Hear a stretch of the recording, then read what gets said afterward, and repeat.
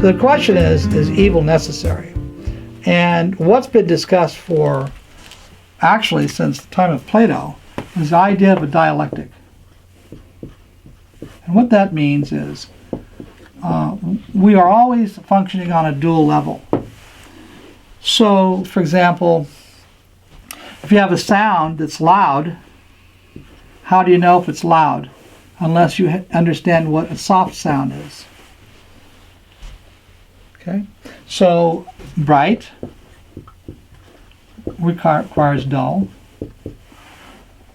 Knowing what's right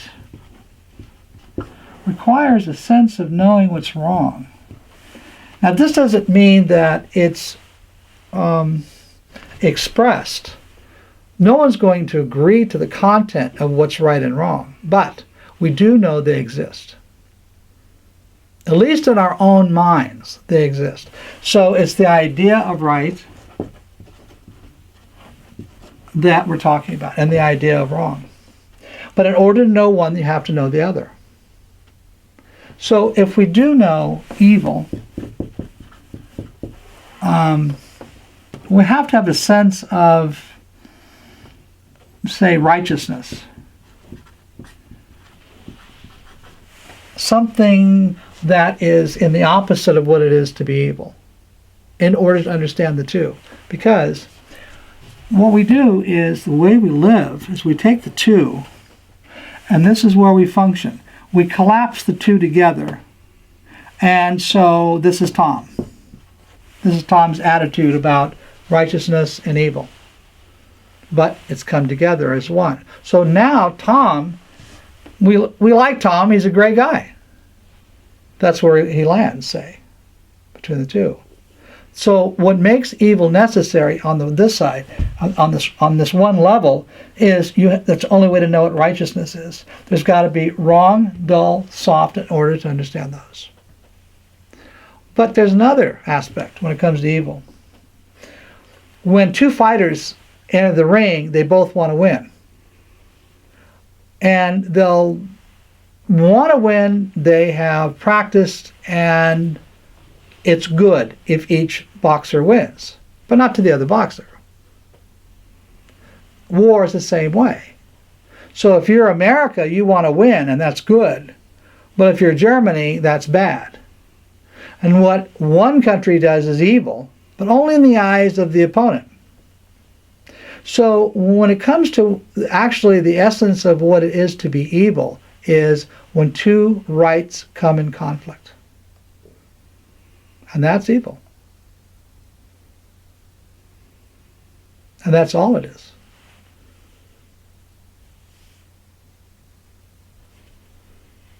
Because each one thinks they're right. Now we stand back and say, wait a minute, that doesn't make sense. But we also have another sense of what it means to be right and wrong, and that's why they had the trials in Nuremberg.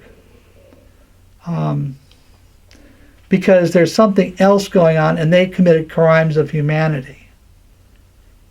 And so we had the trial. But there's a lot of people who were against that too, because there's no criteria for it. How do you base that? It's just a feeling. We're getting back to what this is all about, or just feelings. Getting back now to your moral foundation.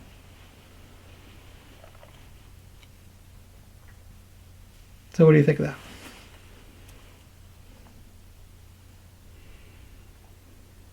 I've always held that evil doesn't exist.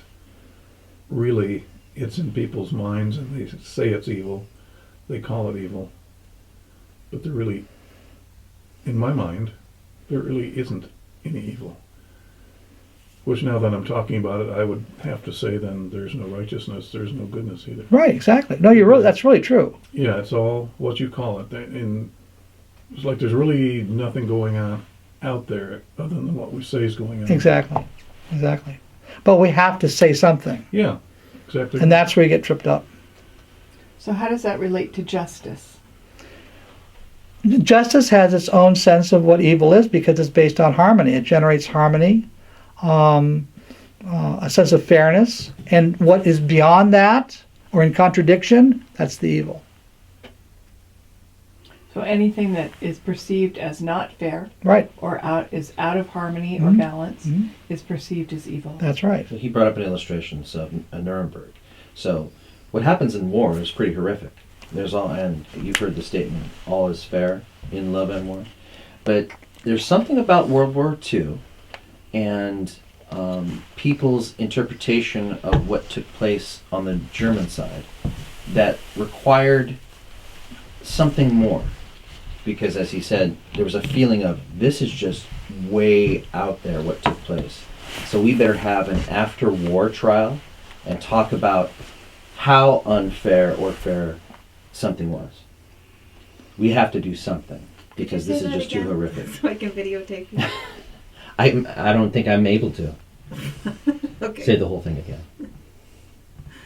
Someone would have to ask me a question that I would Okay. go back to it. About how good war, Nuremberg. Yeah. Okay. Well, I can start from the beginning if you want. So, in Nuremberg, well, let's go back. So, all is fair in love and war. So, what made World War II so different, or how did it slip past the criteria that all is fair? So something had to take place that was just way over the top, or gave us a sense of feeling that this is just too much. We better do something about it, because if we don't, this will repeat itself. So we need some rules of engagement and some fairness here about war, which is in a strange, it's in my opinion quite funny, because there shouldn't be there. But there's something about the human condition that has allowed us to demand that it be within a certain parameter, right? Well, it becomes acceptable Yeah, then if it is not challenged. exactly. Then it becomes the norm and not the exception.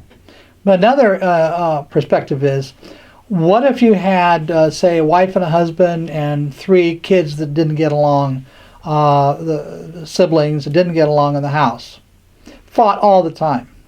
Then one night they hear rustling outside, and they wake up and somebody's breaking in the house. So in that moment, what's going to happen? They're going to drop all their little petty arguments. They're going to band together. In that moment, they're going to be loyal to the house. They'll protect each other.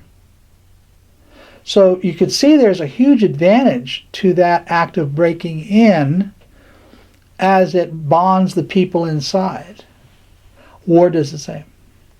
And on a domestic level, the most dangerous scenario that a cop can find himself in is domestic violence.